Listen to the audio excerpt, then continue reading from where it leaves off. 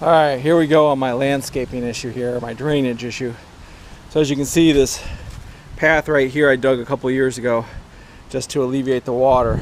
Now most of the houses around here have, from their gutters, go down into the ground, or from the back, and they have these drainage tubes that go to the street with pop-up emitters. So this house didn't have any of that, or maybe they're here and under the ground somewhere, I don't know. So what's happening is this house next to me has no gutters or downspout, so it floods his backyard, it comes, his house is higher, and it just streams down into my house. So the thought here is to dig a French drain with a pop-up emitter at the end. As you can see, it's also destroying our driveway as it goes under there. And then towards the back here, this is all rotted. It's like 4 or 5 sections of fence on the side. And this was all, just like I said, dug out just because water kept leaking into the house. You can see the soil is up over it was over the bricks. Now when we bought the house, there was 2 sheds here, one on the cement pad and one right here. So we really couldn't see this when we bought it. So what I would like to do is take all this out once a drain is put in. We need new fences because these are all rotted through. I need to regrade this way, so I got to take a lot of soil out of here. And what I would like to do is put a cement pad just for my trailer here to make it easier to roll up and down, because right now trying to roll it through that is a pain. It's near impossible with the little tiny wheels on it. But drop the soil, regrade it this way, and then do a cement pad at least from here all the way over, put a new fence up, put drain underneath. Because like I said, as you can see, it's up over here. Also the foundation, I don't know if it shifted or what happened, but when we bought the house and started taking it apart, this corner was just all moldy and wet and had a bunch of stuff in it. Now the reason was they had this gutter.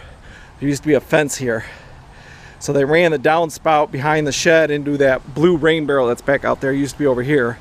Ran the water into there when it would fill up. This is the high spot, so it all flow back down. So additionally, when we bought the house, the patio door, all the wood underneath it was rotted. So we had to replace the patio door glass, replace the bottom of that. That little stoop that it's on, there's water that can go in through there. I caulked it the best I could.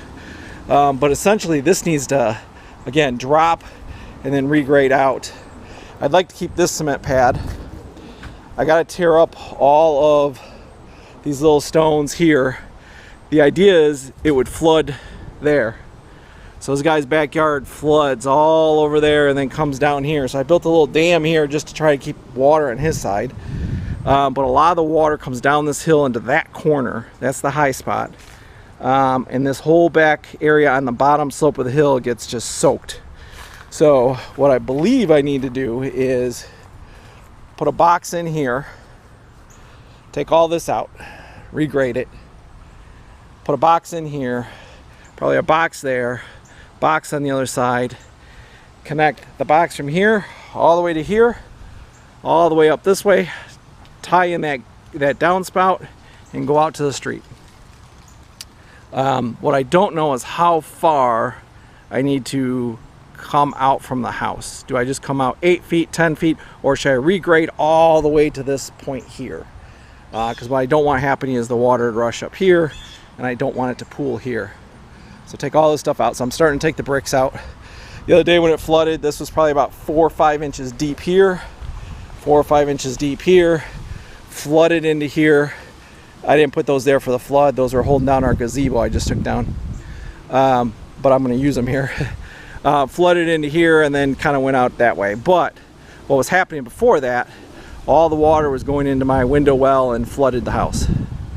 Now this is all from a massive tree that used to be here, so the tree roots are thick everywhere through here. So trying to cut through, to even pull up these and dig down was a pain, especially at midnight, lightning, rain, when you're trying to do it to alleviate the pressure on your house. But this is still a low spot all the way through here. This is just mulch from grinding the stump. And the idea, I think, would be to do the same thing on this side. Have a box over there, maybe a box here, go to the front. Now there's no downspout on this corner. It all goes that way and then on down. There's a downspout up front that I would tie in and do the same thing, run the French drains that way. Now, there's nothing buried back here cable-wise except here. There's where the gas goes in and the gas goes towards the street. So we had it marked out before. We know about how far. We would have them come out and mark it again before we start digging. So that's kind of what we're looking at. But we've got a big yard. Now we got this apple tree and a pear tree back there. All that furniture's back there. I just tried cleaning off the porch so I can move all the bricks out there. Eventually this tree's half dead. Apple tree's half dead. Pear tree's half dead. I think I'm just going to take them all out next year. We took this tree out. You know, we've got enough shade with the rest of the trees here. Again, it's a big yard. One headache is I want to put a bigger shed back here, which means digging all that out. And all these bricks you can see. I mean, I pulled out hundreds of these landscape bricks from this yard all over. I mean, they edged everything with it. So there's just miles of it back there.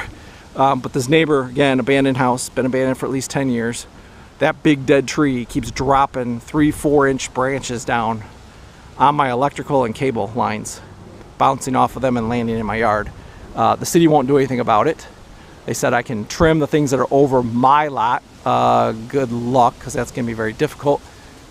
And ComEd, the electric company, won't come out and do anything. So they said once it damages something, our homeowner's insurance should pay for it, or then ComEd will come out and pay for something when I no longer have electricity. So pricks. Again, though, you can see how that is the high point of the yard, and it all slopes down into here and then runs this way. So day one when we bought the house, there was mud on the floor and we didn't know why, and they said they had left this window open and it had flooded mud into the basement. The reality is none of the windows close. There are all these old windows. So we started digging this out day one and realized that wasn't the problem. However, in digging this out, we found the clay tiles were broken under here. Now those look like they were just thrown in here because I don't see where those would have come from. But improper drainage over here. So I know I need to redo the window wells. I got the pieces for it out here we bought originally. This is the other window well. They broke out a window and had the dryer vent coming through there. They broke out that window, it's just foam. And they ran the electricity and lines for the air conditioner down and through the window. So those need to be rerun. Additionally, if you see that water spigot, that is at the highest point in the basement ceiling. The soil, when we started, was over the window well. I dug it out and put it here. So the soil was actually under the siding, which was causing problems because, again, there was a big damp corner here. Additionally, where our electricity goes in, the soil was all up and above that lower brick right there. So water was seeping in where that pipe was, and the electrical panel's on the other side, so water was just running down behind the electrical panel. So we mitigated that too. I brought it down so at least it wouldn't do that. But I mean, I need more depth even under that spigot still. So I think the soil there needs to drop. And again, then this needs to slope out, not with this massive hill here. So I'm thinking this whole area needs to drop probably under that spigot another 6 inches across the back completely, and then regrade out some distance. Now, do I just do that 6 feet, 8 feet, 10 feet out and then have this big swell again? Or do I take it down and go all the way out there? That'd be a massive amount of soil to remove. If we have to do it, we have to do it, but that's going to take, I don't know where I would put all that soil. I mean, I could start filling in this so it was even back here, but that's just a lot to remove. And additionally, take it this way too. Well, taking it this way too, we already know that needs to drop on the other side, but it looks like they just threw some sand and put these bricks on top. They didn't actually dig down, which is why all the water was going into the house. So this all needs to drop down and grade out as well. Now, I don't know what we would replace the patio as.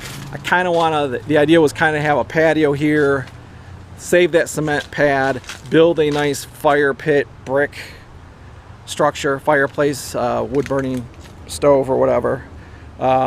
Take out these flower beds because they won't drain up here anymore if we regrade properly, and just get this all kind of straightened out. It's all the growth between here and everything needs to be redone anyway. They're not flat, they're not level. That massive tree that was here, the roots were coming underneath and bumping all this up. Those, I think they're magnolia trees that we've got surrounding the property. Won't die, can't take them out. I trim them back every year, they just keep growing. They're like weeds. But the idea would be to lose all this. I don't know if I got to put like a big retaining wall back here. I think the moisture would just kill it, or cause it to, you know, crumble over years. But we're looking for ideas on what to do here. And also to fix all this drainage. I would also take the sump pump out, bury that into the ground, and then tie it into one of the French drains. I was also thinking about the gridded drains. They're about 4 feet long. They're just a grate that the water would go into and then flow out that way. So put one on either side of the door so the water constantly goes out. With dropping this, we'll have to have a step down coming out of the house, which is fine. We'll put something, that was actually a one-piece cement table on some bricks over here. I tried moving it and it broke. So whole house speaker fan that had in the bricks that we took out, so I just threw that up there to block it. A vent from the kitchen, so the kitchen is really this way. That dryer vent I just put in temporarily. That was the highest point in the basement again, and it's the furthest joist this way of the house. The rest of this is a cement slab with a family room and the garage in front. So the rest of this is a basement this way. So in the basement there's a drainage tube probably about 4 feet below the soil line where that is, that goes into the house, and a cap, and then that goes into the sump pump that's in that corner. I don't know where this goes. I don't know if the tube comes out and goes this way, or if it just comes out and goes this way. My idea would be to dig all this out properly, put some PVC drains in each of the window wells, tie them all together, tie them into that system, because there's a lot of water that comes out of that system. So if the drain tile collapsed over there, it wouldn't make sense that that much water comes from just this section. I mean, it gushes out of there. I don't think it's, maybe the tiles on the bottom of the house come up to that level. I'm not sure. And then same thing around here. We would have to come through here, dig all this out, dig the windows out, wells out, put in the drains in here. French drain would run through here to the front of the house. We gotta be careful because of all the gas pipes that go through here. But again, that's the highest point in the basement, and I can barely get a hose to curve that way. So this needs to drop down. This, not the window well, but there's a crack in the window seal that allows water in. So I need to replace all the glass windows plus the window wells. And again, I don't know how I'm going to grade this out, because you know where my property line is. If I wanted to drop another 6 inches or so and come this way, what's going to happen here? Is it going to be a drop off? I mean, there's a seam here we can kind of hit that would let it flow, but with there's no gutters or downspouts on this side, so nothing should really be over here flowing. Rain hitting the side of the house will, yes, go. Put French drains in with perforated tubes that should carry it down to here. Same thing with this. Bury this into the ground so that's not out here, and go out that way. You can see the wood's rotted right here because these gutters just fill up. I checked this, there's nothing in there, there's nothing clogging it. We used to have a massive pine tree right where that cherry wood is. I got that from somewhere else. That was about as tall as this tree, thinner all the way up. So I'm sure the roots and stuff have done a number on this. There used to be some bushes over here that we took out. I'm slowly bringing this out to our campground, 4 buckets at a time, because I have nowhere else to put it. So I'm taking all that out.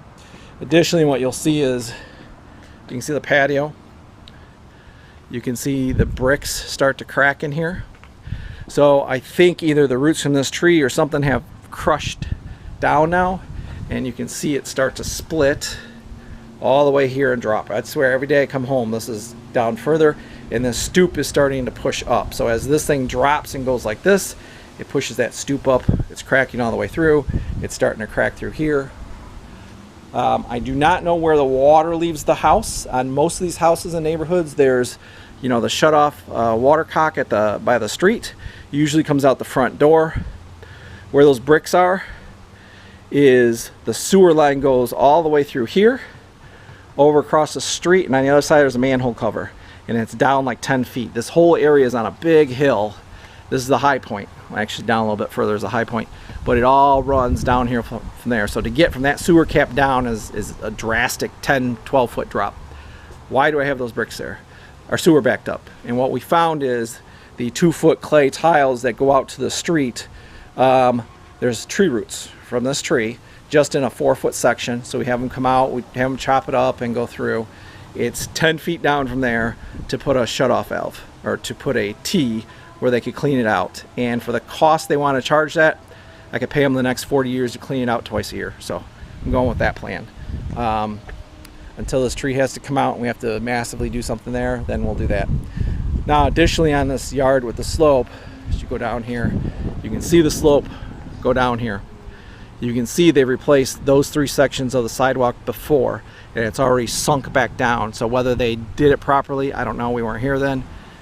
They cut a relief there, so they've done some stuff here, but this is a big drop here. So I could, starting right here, you know, take some of that soil in the back and fill in this spot, because what happens is as the water drains down this side of our house, it goes this way. This becomes just a huge ice patch all the way down. Now the water's supposed to flow into the street down to a drain site.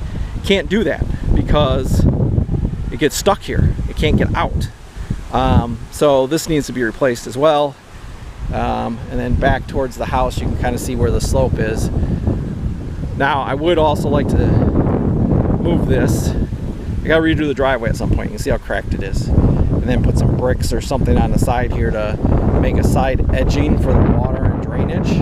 In doing that, I think I need to move this electrical pole. We like having it. It's very loose. You can see it's slanted. And put like a brick landscape thing here about this high, flower bed, whatever. Put a shorter pole in front of there. Maybe another one on this side. Be able to plug in, you know, all the holiday decorations and all that stuff out here. But the electrical line goes right there into the garage right there. So that's pretty much it. That's what we're dealing with outside here. Lots of work. We need new siding. We still need new windows. When the window's open.